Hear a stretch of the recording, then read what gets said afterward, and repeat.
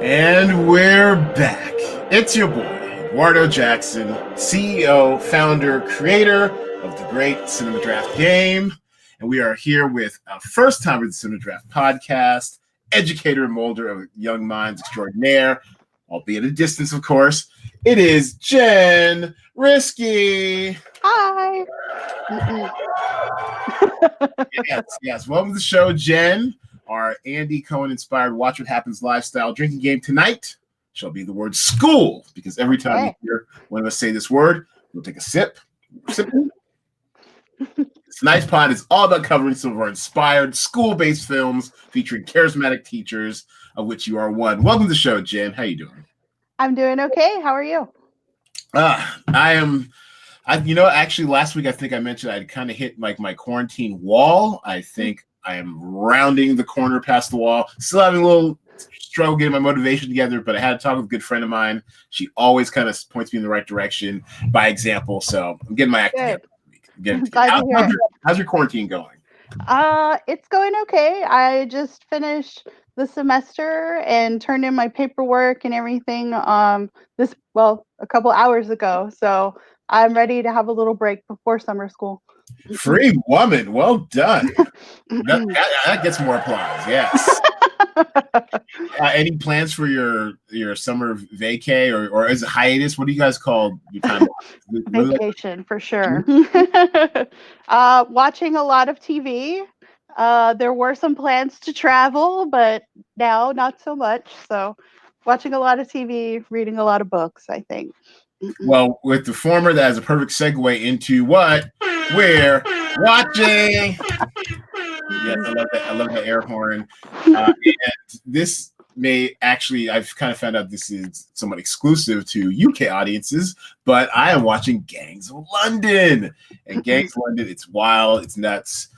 It's going to be on Cinemax, I guess. One of my UK guys hooked me up, and I've been I wouldn't say it's obsessed with this show. I was definitely obsessed with Line of Duty last week. I got through all that, and all those great cheeky British accents, and I'm still in my little British rabbit hole.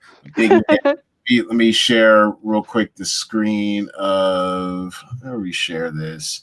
Share screen. You think? Oh, duh. Okay. Getting used to Jitsi, y'all. We are done with Zoom. Zoom, you're dead to me. We are on for real. As you can see with the watermark, we'll live with that. But yeah, Gangs of London's wild. So basically, it's so there's a murder of this money laundering kingpin. This guy named Finn Wallace, played by Cole Meany. And are you familiar with Cole Meany, Jen? I don't think so.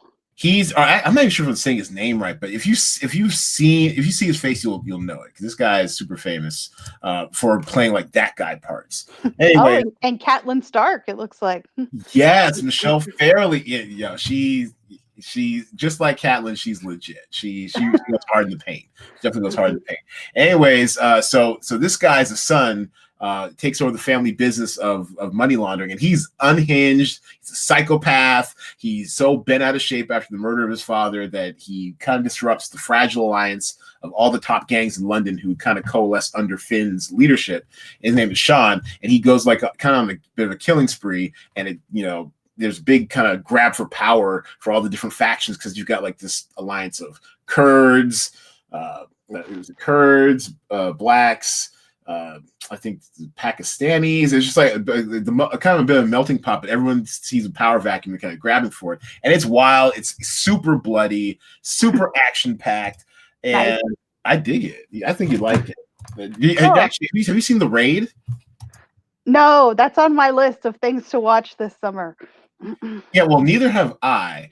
But the guy who co-created this, Gareth Evans, Gareth Evans, I think his name is. He's I think he directed the first two of these.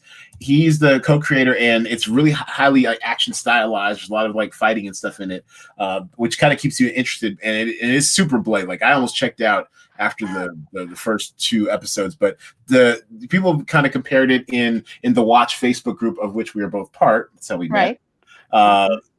People have compared it to Game of Thrones, which is that's really a stretch, but it is kind of complicated as far as like the politics of the business, like Game of Thrones. So Okay. I really enjoy it. And as I can put here in my notes, like the violence is so breathtaking that it can be a tough watch. But I'm now I think on the final episode of this first season, and I mean shit's gone down. Like buildings are blowing up and people are getting like hands chopped off. I mean it's nuts. And you So said it's going to be on Cinemax? yeah, it's a co-production with Cinemax. You can see here it is. That's Cole Meany. Oh yes. Okay, yes. Yeah. I think he's in like was it Con Air, and he's in a bunch of stuff. But He's always the bad guy.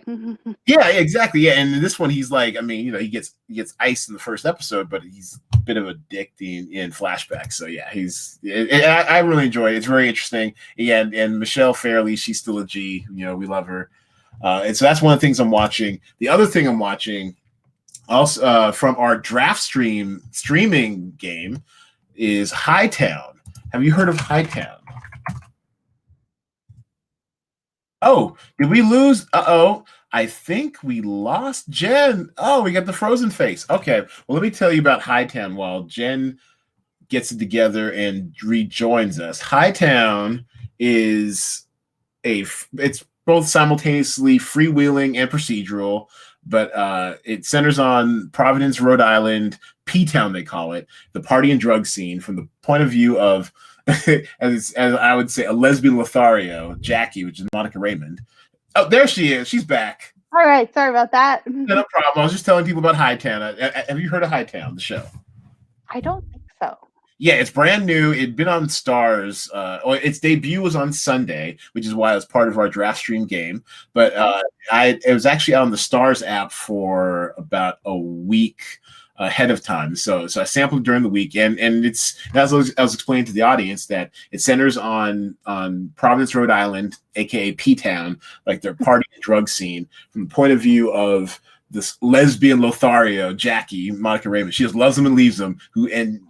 She finds like this dead body washed up on shore one morning during her so-called walk of shame home, and kind of deals with her, and then also the cops who are assigned to investigate the gangs that may or may not be at the center of it. And so you have like this whole thing about drug abuse and addiction. I think she starts rehab in the first episode. James Badge Dale, I'm not sure if you're familiar with him. He was on one of the seasons of 24, and also he was on he's in an interview with what's his face, Chris Ryan on the Watch podcast. Oh, okay.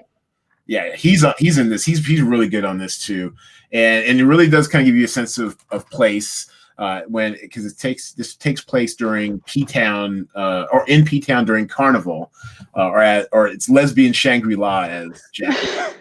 Interesting. James Badge is really good as a bent copper. So, is he bent? Is he a bent copper? Yeah, he's a bit of a dirty cop who's trying to solve this case of the dead girl. And then also it co-stars my former classmate / undergrad co-star. We were both in the Colored Museum together, Don Norwood, and he's another guy who you definitely don't know by name probably, but he's in everything these days. So here goes Don. And yeah, Don's always been good. And now he's getting more. It's funny how he's steadily gotten more work as he's gotten older. He was in Mindhunter. Yeah, he was in. Oh no, this is The Sinner. Was he in Mindhunter? No, he wasn't. The photo before that. That's right, the Atlanta episodes. Yeah. Okay. Cool. Yeah, he was in Mindhunter. Wearing some weird wig. He's worked consistently now. He had a really good guest spot on Grey's Anatomy. I think the episode where the what's her face Ellen Pompeo got injured or something, so we got a lot of good screen time on that. And yeah, it's just really fun watching, see where he's going to pop up. Oh, he's in Happen Leonard, didn't know that. Don, get that work, man, get that check. Yeah, Hell on Wheels. That's what got him a steady paycheck for a few years. Hell on Wheels. Yeah.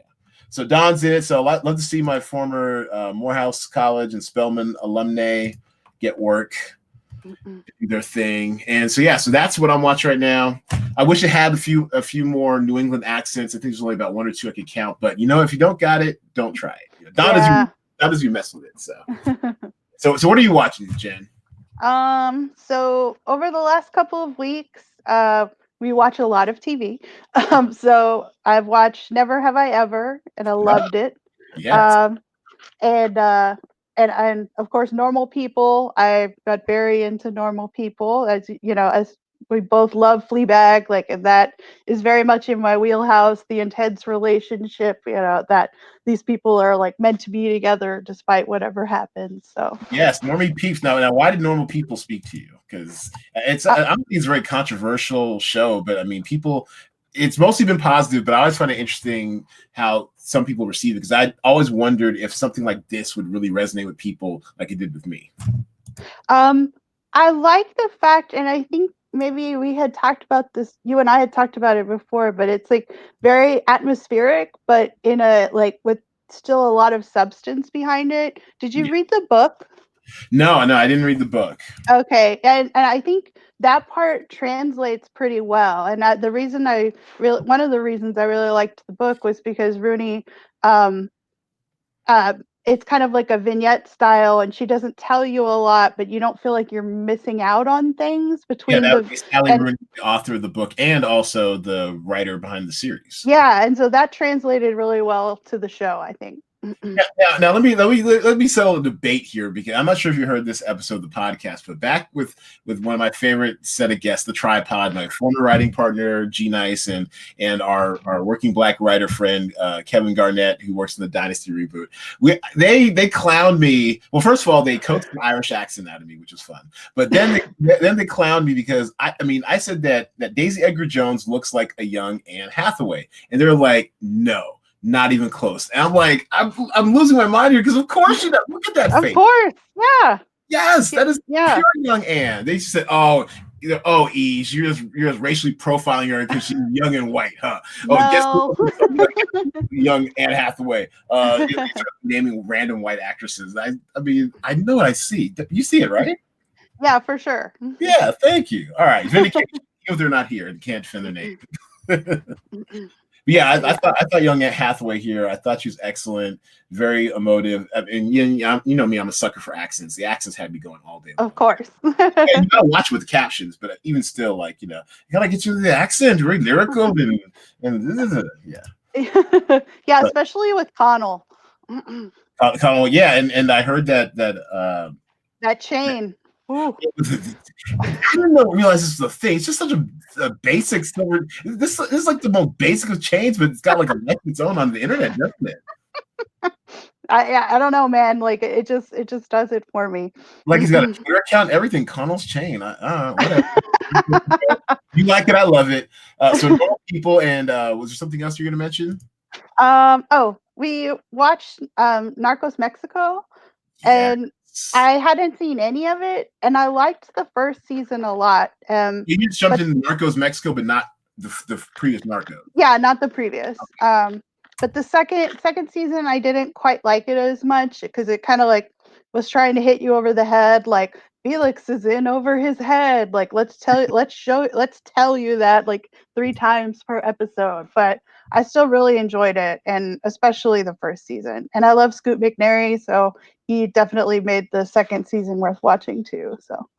Yeah, I love all that Narcos stuff. I'm in on it. I'm not sure if you know this about me, but I am a huge fan of historical fiction, period pieces, any of that stuff. If anything that's tangentially related to history, with some grounding in fact, I'm in it. I don't know why. It just speaks to me. And yeah, so it's fun in watching Narcos and subsequently Narcos Mexico to kind of match like the real life people to the actors and what they're playing and figure out like what's real and what isn't, and Right. don't take liberties because that's always a challenge when you're dealing with real people as a writer is like, how much can you get away with and how much do you just want to play with? Like, for example, The Great, which I'm also watching, which is also featured in our great DraftStream game and was the top scoring title of the week.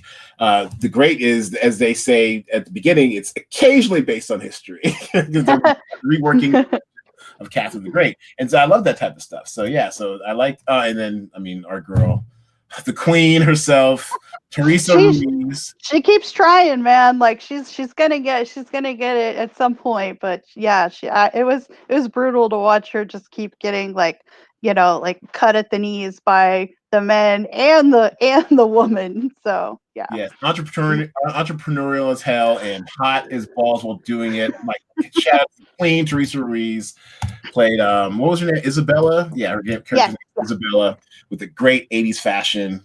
Get Yes. you girl. I mean, and Diego, yeah, he's a Don, man. He's great. I mean, I actually didn't have a problem with season 2. Season 1 probably was better, I agree, because it definitely hooks you with the whole Kiki Camarena abduction and murder historical plot, which is actually real. And Right. actually, ironically, you said that there was a show called The Last Narc, which was in our DraftStream game last week, which did not record a rating, but it's available on Prime right now, which is kind of like, I guess, the real version, the documentary version of it all. Mm-mm.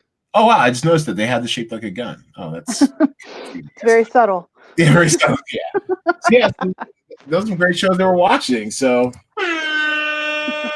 well played, Miss. All right. So now we're getting to. There we go. Now we're getting to the meat of our show, our top 5 teacher movies. And I have there we go. Basically, the way we do this around here, Jen, is that you name a movie based on education or teachers, like a classroom or a college or school setting. We alternate picks when someone takes a movie, that movie's out of play. They cannot pick it. And since you are our guest, Jen, you are first to pick. And I've got a couple out the gate that I hope you're not going to pick. So Okay. I'm bracing myself. Go for it. I'm going to share my screen so we can look at some of these great movies we're going to be speaking about. All right, go for it. So my first pick is Dead Poets Society. Oh, how cute! All right. I am an English instructor at a community college, and was an English major in undergrad, of course.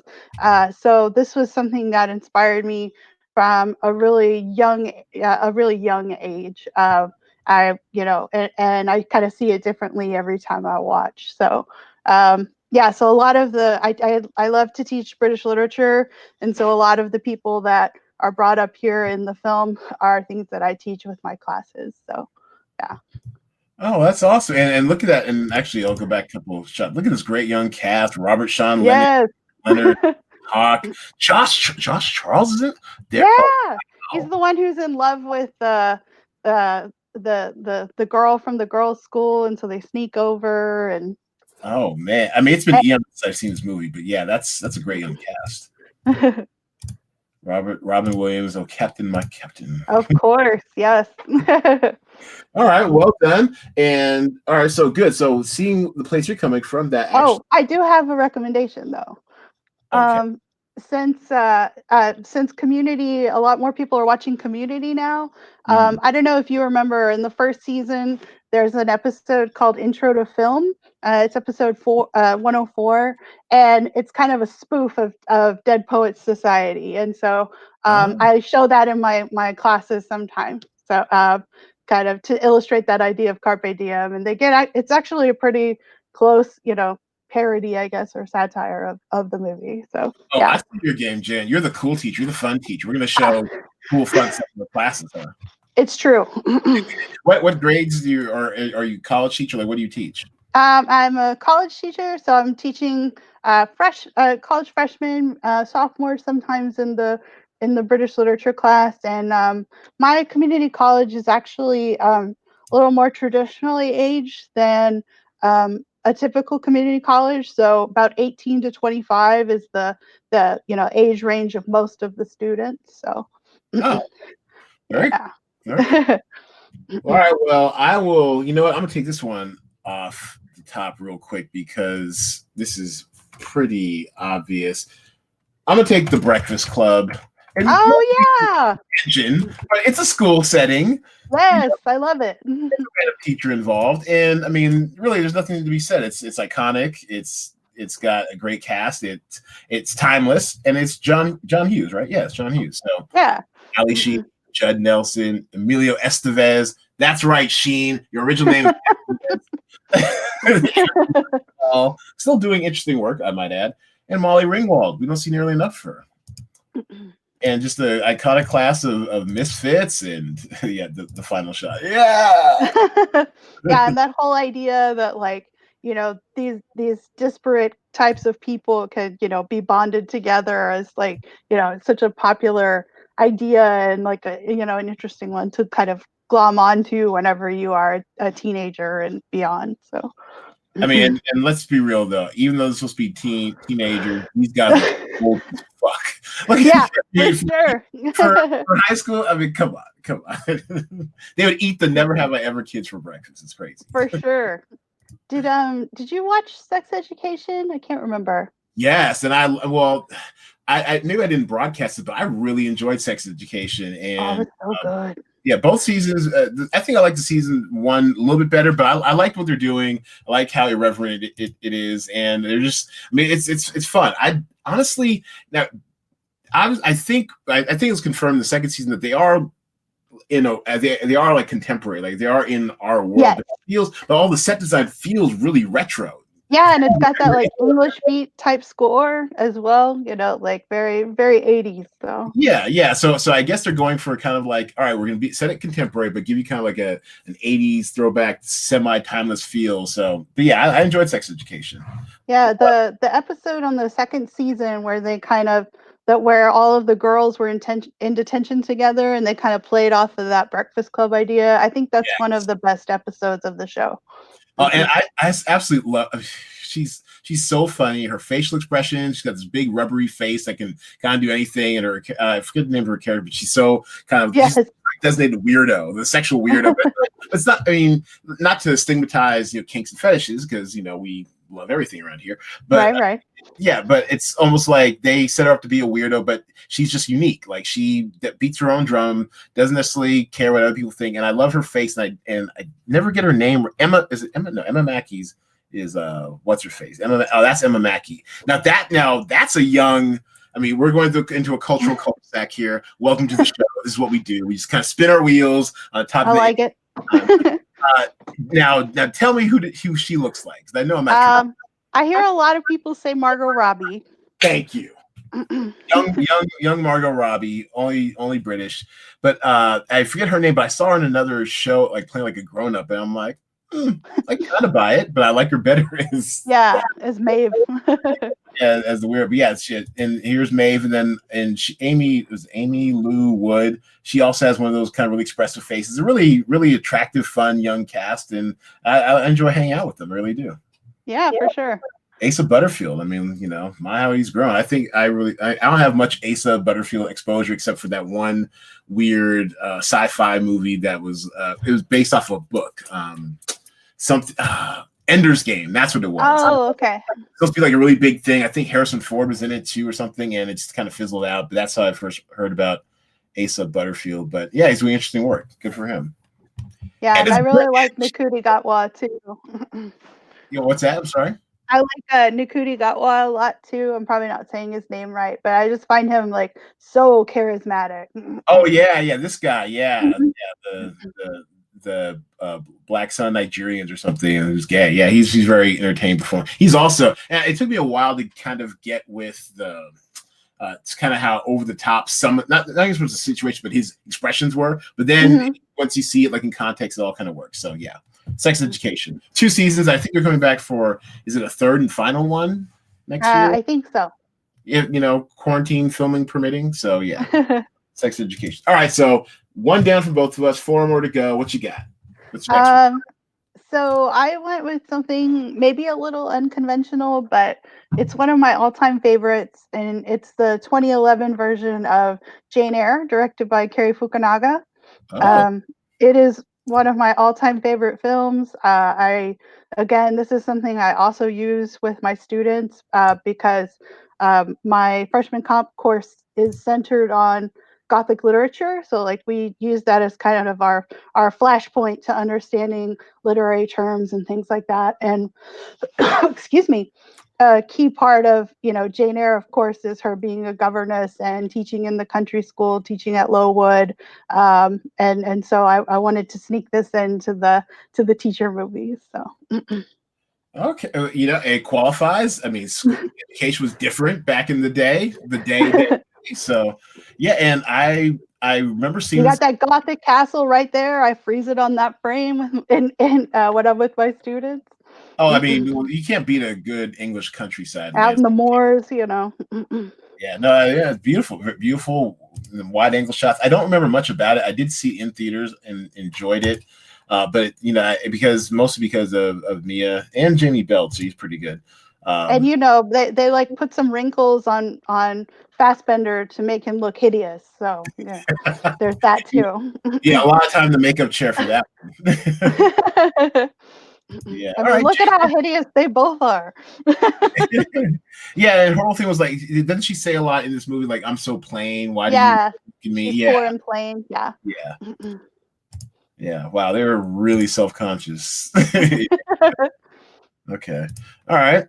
Jane Eyre, good one. And yes, it was definitely outside what I was thinking of. So I like the out of the box thinking. I'm going to this one just seems way too easy and not much teacher related, but it is set in a school. So I mean Are we well, supposed to drink then at school? you know what? Thank you. Keep me honest. It's on campus in school days. It's in the title.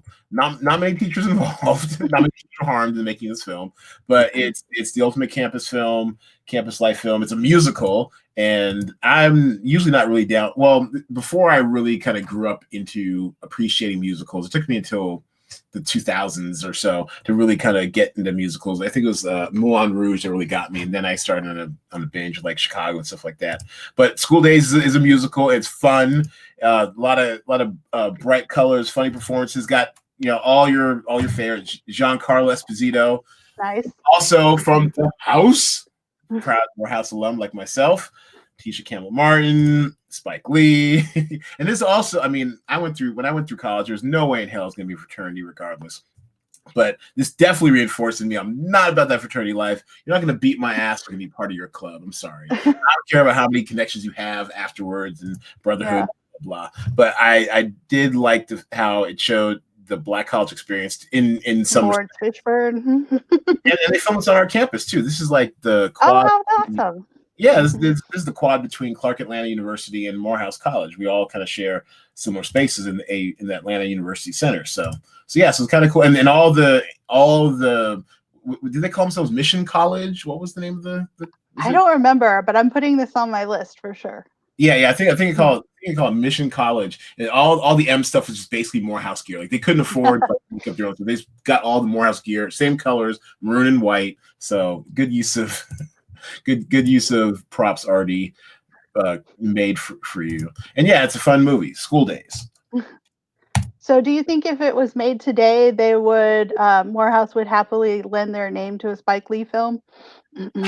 Well, today maybe. Back then, Morehouse was on some shit. Yes, I'm talking out of school. Drink. Not you, Morehouse, because no, seriously, when I was an undergrad, and for those of you Gen Z and millennials, back in the ancient days of 93, 97, like administration had a real bug up its ass about anything to do with money or being told what to do with it. I mean, very famously, well, back then when Cosby still had his good name, Cosby allegedly skipped over in giving like this big endowment to Morehouse because we didn't want to be told what to do with the money. And so instead they went over and built like an entire damn fine arts center or a humanities center and named it after his wife, Camille Cosby, instead. So, back then, no. Today, we've got a lot more enlightened administration, and yeah, they'd be totally on board. They probably would want to read the script first and might make some obnoxious changes. Because as they say about Morehouse men, you can always tell a Morehouse man, but you can never tell him too much. So I'm sure they'd want to have some sort of, they'd probably make some changes on the script. But yeah, there goes our colors. But yeah, we'd probably be on board. Yeah. Oh yes, yeah, Sam Jackson too. Yeah, that was just a big cast. Great big cast, mid-fame, pre-fame. Right. All right, so what you got, Jen? What's your next one? My next one is Booksmart. I love it. And I relate to this on so many levels. I definitely saw myself in the relationship of the two girls.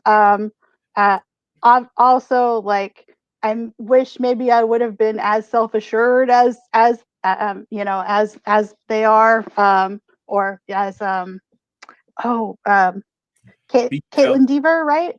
yeah, As her character, like becomes toward the end. But yeah, definitely. Like I what a love great the scene of them dancing at the beginning. It sets the tone, so Jen, who gave you permission to look so beautiful? You stop it. You're killing me. You look so great, Jen.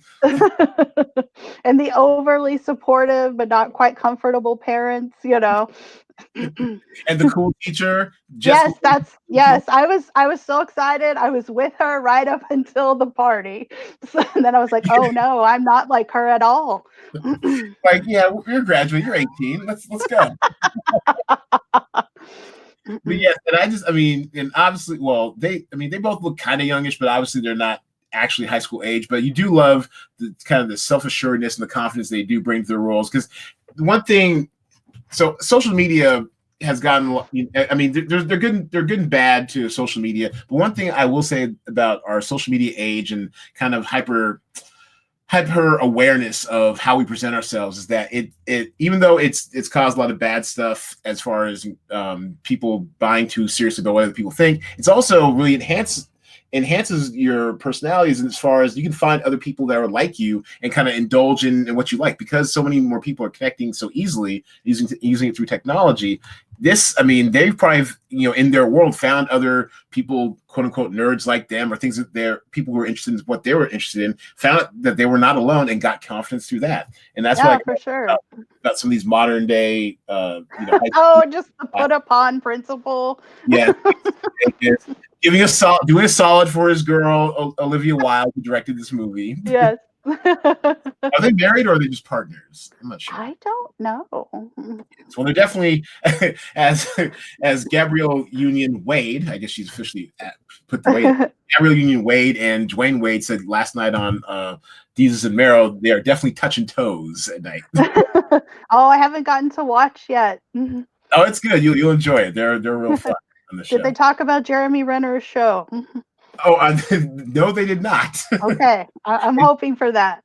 Is there beef, or what do I Oh no, Mero just does like the whenever Renner released that music video, like it's like a runner for him to like sing that song, like the tune of it. So there's a pretty good clip of it.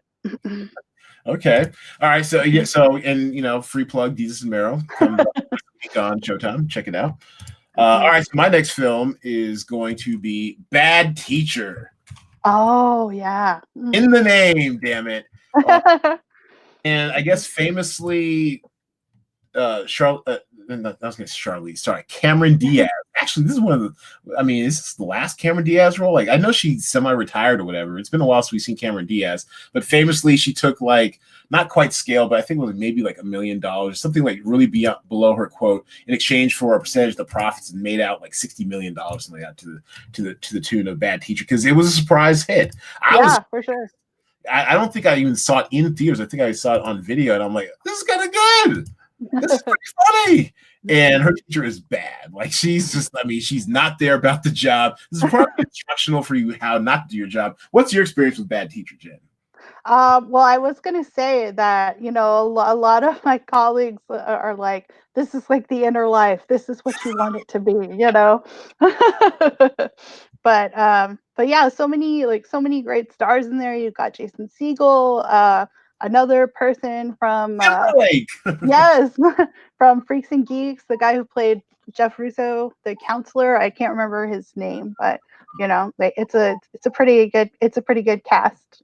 Yeah, Lucy Punch. Every time I see her, I mean, she just has one of those faces and energies. I always enjoy her in whatever she does, and she's British. Of course. I love a good British accent. All right, so that's my third. What's your fourth film? What you got? Your fourth. Mean Girls. Ah, yes, a high school classic. I mean, what's Mean Girls Day again? Is it? On what Wednesdays we wear pink? Yeah, I Wednesday think. for Pink was like, Today, just Sam's asked me what day it was. October 4th. I said it's October 4th or whatever the day is. Yeah. Day. I love Mean Girls. It's great. I actually, you know what? I need to put that back on my list. I haven't watched it in about 4 or 5 years. It's time.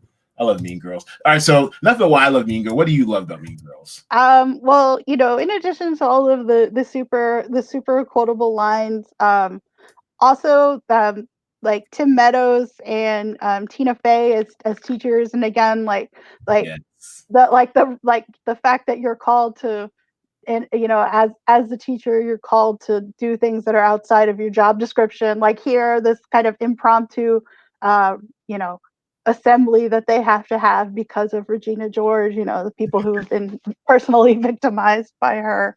But yeah, I definitely relate to Tina Fey's character, and I see my students maybe going down a path that I know isn't going to work well, isn't going to go well for them, but I have to kind of let them make those mistakes on their own, like Tina Fey does with Lindsay Lohan's character. Good point.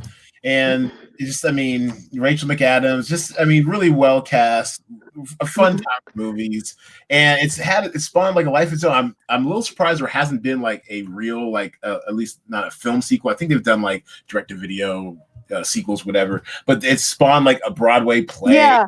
For me, it's Gretchen Wieners. Her dad invented the toaster strudel, Yeah, the scion to the toaster empire, and keeps trying to make fetch happen. I use that phrase at least once a week. Like I know I used it like yesterday or the day before. and probably this side of Mariah Carey, this is probably the best Christmas presentation I've seen. High school, and no matter the time of year, they're doing Jingle Bell Rock. Exactly. Yeah, great pick. If for nothing else, give me a trip down nostalgia lane when Lindsay Lohan was sane. I appreciate it. Young Lizzie. And Lizzie Kaplan. Yay, so adorable. What a great performer. What a great. I love this movie. I'm going to have to revisit it.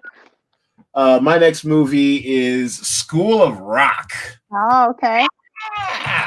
Yeah, it's been a while since I actually seen this one, but it definitely stuck out. I saw it in theaters. I really enjoyed it. I love the kids. I remember were great. They were talented, engaged kids, because it's always it's a bit of a crapshoot when you get kid actors, but they're all really good.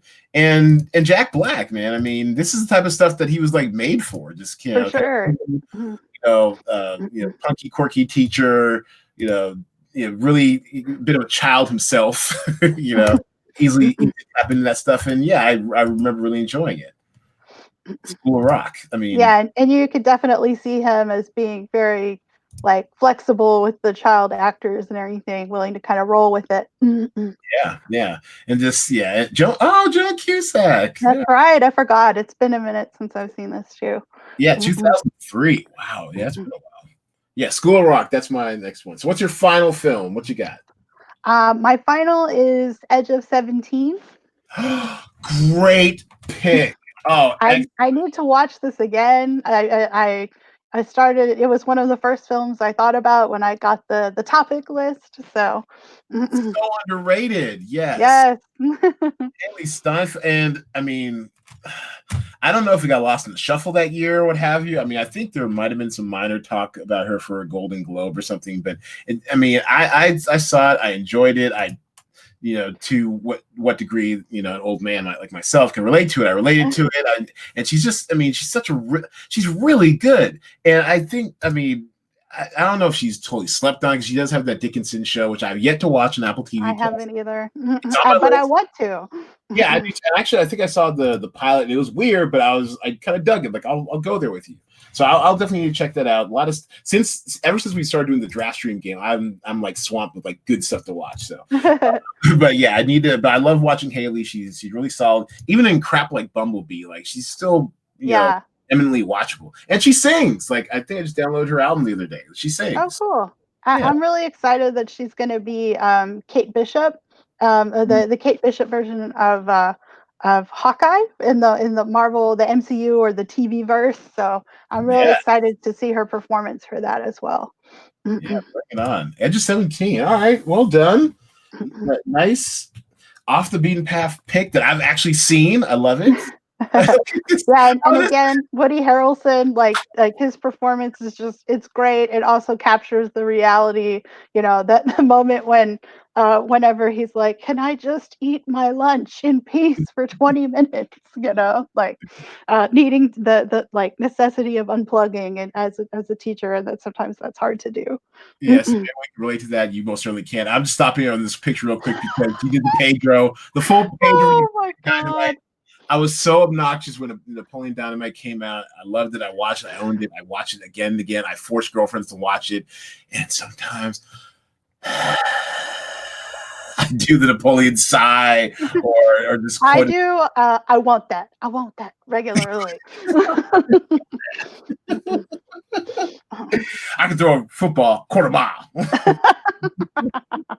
It's just so cool. Oh man, you know what? It's now you got me needing to watch all these things. I love. I've got so much stuff I need to watch I haven't seen, but now I'm gonna be going back to Napoleon Dynamite and Mean Girls. I miss Napoleon. It's just, talk about your quirky ass films. That was such a great movie. All right, cul-de-sac. I'm out of it. Driving out the cul-de-sac. My last film, I'm gonna put, and tangentially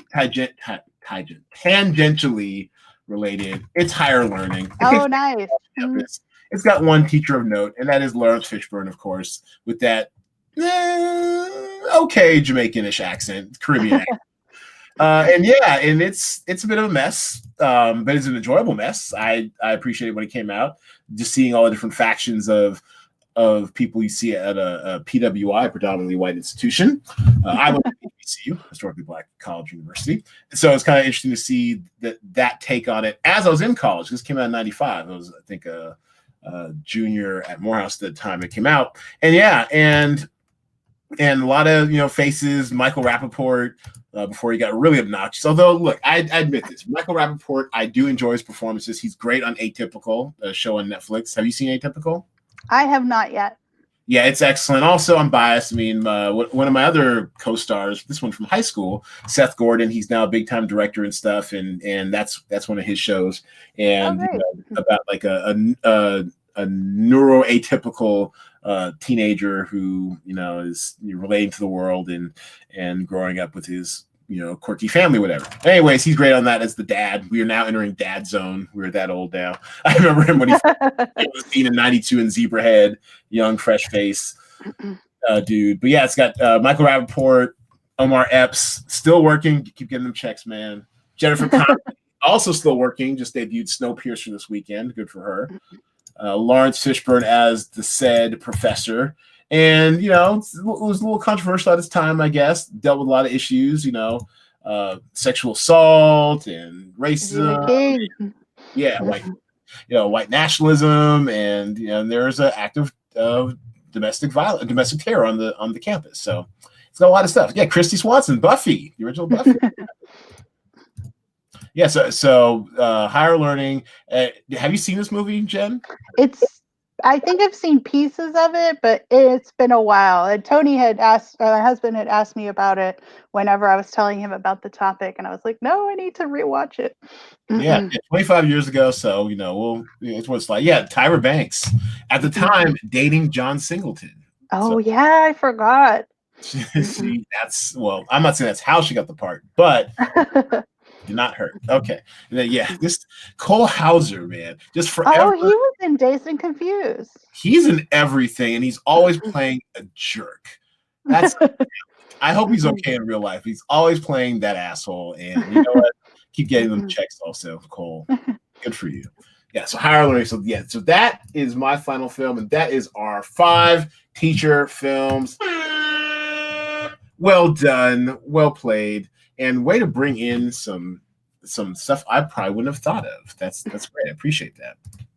All right, so we are now about to take a break to bring some of you all up to speed on what Cinema Draft is and how you play our DraftStream game, which now will be the front-facing game when we look to relaunch in about a month or so's time. We're going to give you a little informational on how it works and how you play it. So for those of you who are watching, we'll take a quick pause. For those of you listening at home, stay with us, and we'll be right back with you in a moment.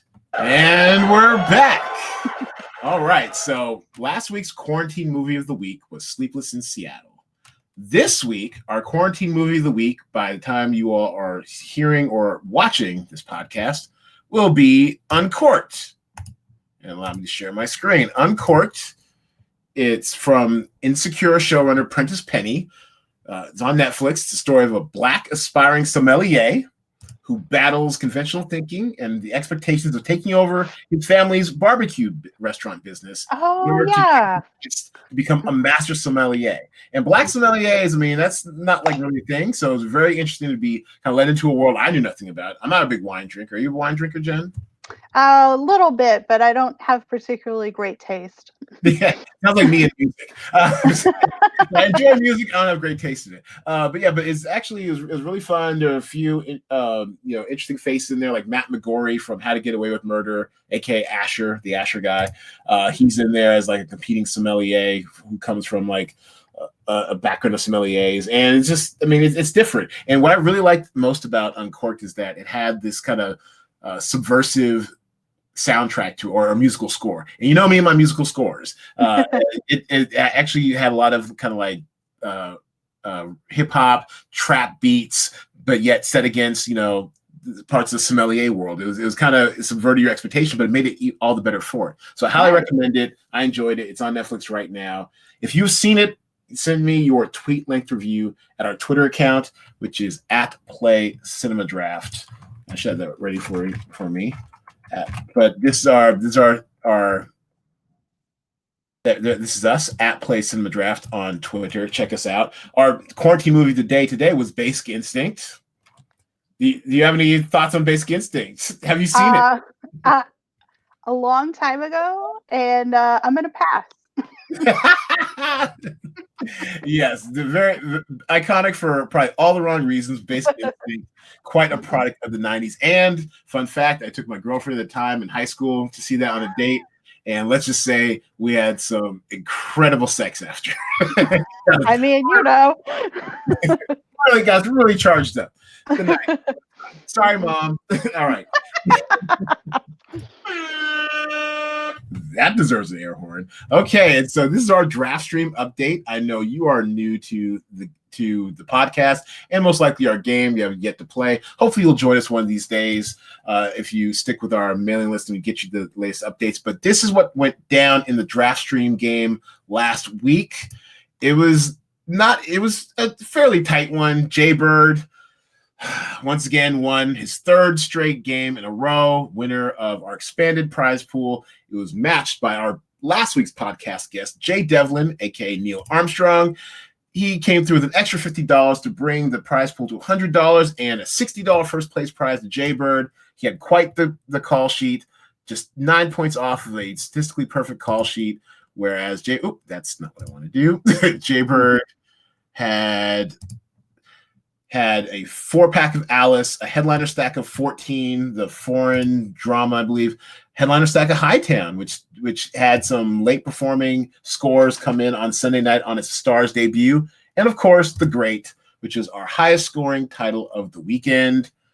Our game is free to play. Yes, it is spreadsheet based right now, which sucks, but we are working on getting it transformed and coded up into a digital format, so hang in there with us. But right now, it's $50 prize pool this week, $35 the first, $15 the second.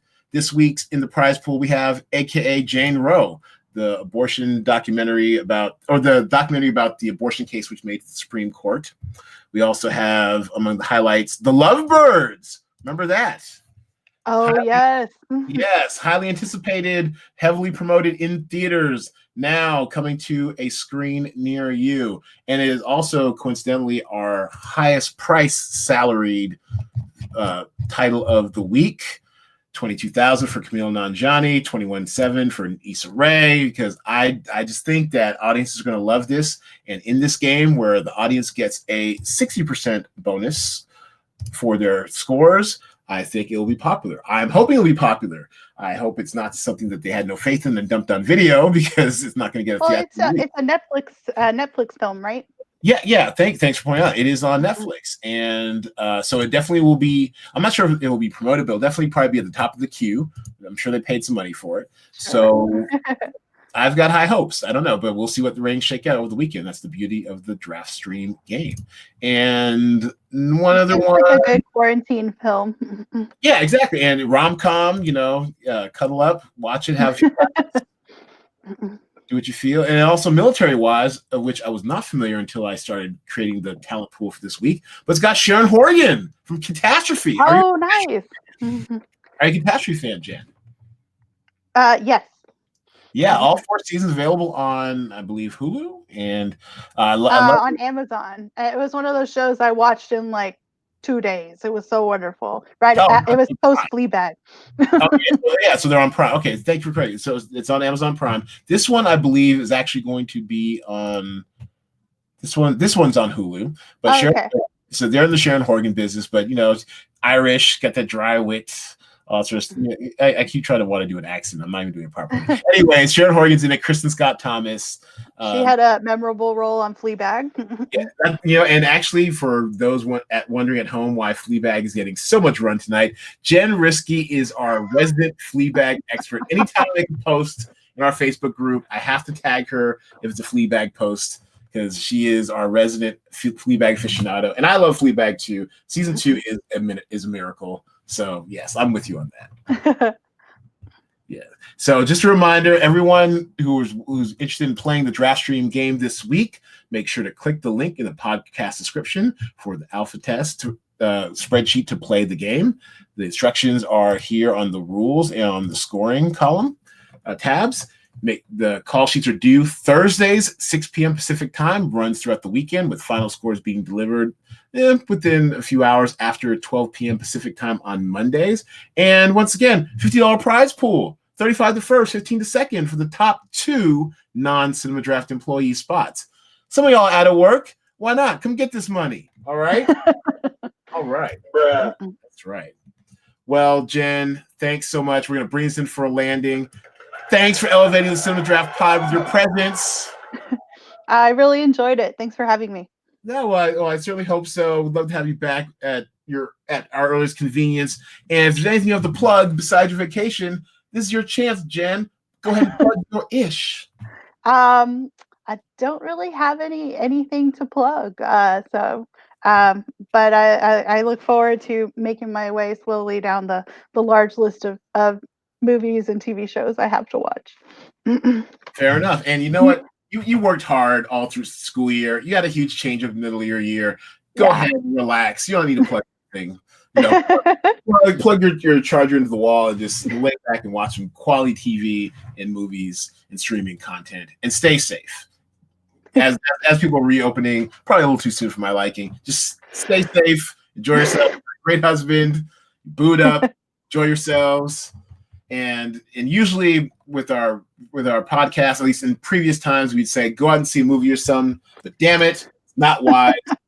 Go ahead. Please don't. Please don't. Stay home. Quarantine with a movie or something. Damn it. That's how we're gonna play this out. Thanks everybody for watching. Thanks everybody for listening. We'll be back next week with another great guest, another interesting topic, and more DraftStream to play. Thanks again to Jen Riske for coming on the podcast, and we will see you all next time. Peace.